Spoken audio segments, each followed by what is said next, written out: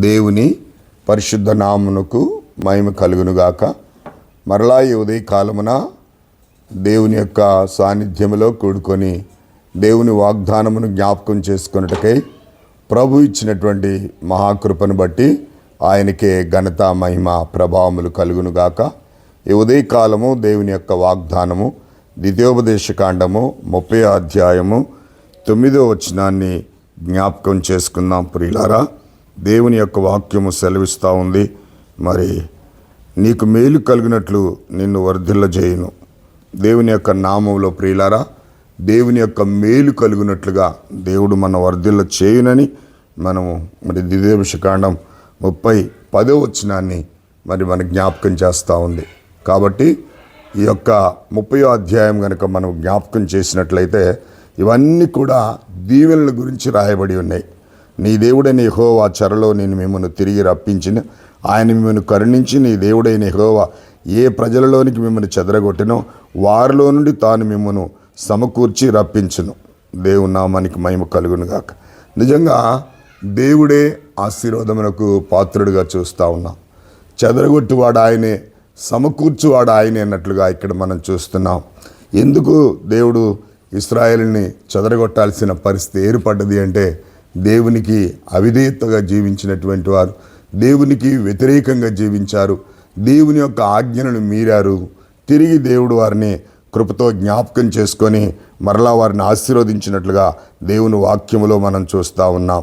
ఇక్కడ దేవుని యొక్క వాక్యంలో ద్వితీయోపదేశకాండం 2వ అధ్యాయం సమస్త జనుల మధ్య వాటిని జ్ఞాపకం చేసుకొని నీ దేవుడైన యెహోవా వైపు తిరిగిన ఎడల నేడు నేను ఆజ్ఞాపించిన సమస్తమును బట్టి నీ పూర్ణ హృదయముతో నీ పూర్ణ మనసుతో ఆయన మాటను నీవు సంతతి వారు విని ఎడల నీ దేవుడైన యెహోవా చెరలో మిమ్మల్ని తిరిగి రప్పించును. అవును ప్రియులారా, దేవుని మాట వినినటువంటి వారి పట్ల దేవుని వాగ్దానము మనం చూస్తూ ఉంటున్నాం. కాబట్టి ఈ ఉదయకాలము ద్వితీయోపదేశకాండము 30వ అధ్యాయము మరి 10వ వచనములో నీకు మేలు కలిగినట్లు నిన్ను వర్ధిల్ల చేయను. అవును ప్రియులారా, ఆయన వర్ధిల్ల చేసే దేవుడు, మేలు చేసే దేవుడు, కీడు నుంచి విడిపించి గొప్ప చేసే దేవుడు. అందుకే ద్వితీయోపదేశకాండములో 28వ అధ్యాయంలో అన్నీ కూడా దీవెనలే ప్రియులారా.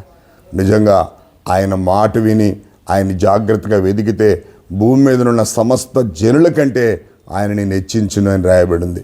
నువ్వు వెలుపలికి వెళ్ళినప్పుడు దీవించబడదు, లోపలికి వచ్చినప్పుడు దీవించబడదు.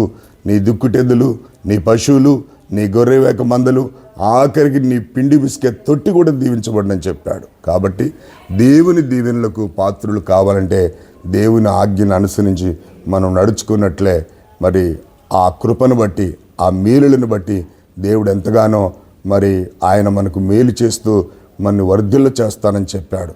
ఆ వాగ్దానాన్ని జ్ఞాపకం చేసుకొని అలాంటి జీవితాన్ని కలిగి జీవించడానికి పరిశుద్ధాత్మ దేవుడు మనకు సహాయం చేయనుగాక. ప్రార్థన చేసుకుందాం. సకల ఆశీర్వాద కారణభూతుడు అయిన మా తండ్రి, కృపగలిగిన మా యేసయ్య, జీవగల మా తండ్రి, జీవాధిపతి, సైన్యములకు అధిపతి వంటి యెహోవానికి స్తోత్రాలు. నీ ఆజ్ఞల్లో జీవించి నీ చిత్తాన్ని జరిగించి ప్రభా నీ నామములో మేము వర్ధిల్లినట్లు మీ కృపచేత నింపి నీ మహిమ కొరకు మమ్మల్ని వాడుకుంటూ రమ్మని యేసుక్రీస్తు నామములో అడిగి వేడుకొంచున్నాము తండ్రి, ఆమేన్. దేవుని పరిశుద్ధ నామమునకు మహిమ కలుగునుగాక. దేవుని వాగ్దానాన్ని ఎత్తిపట్టి స్తుతించండి, ఇతరులు షేర్ చేయండి. వారిని మీరును దేవుని దీవెనకు పాత్రులు కమ్మని మనవి చేస్తున్నాను. God bless you all.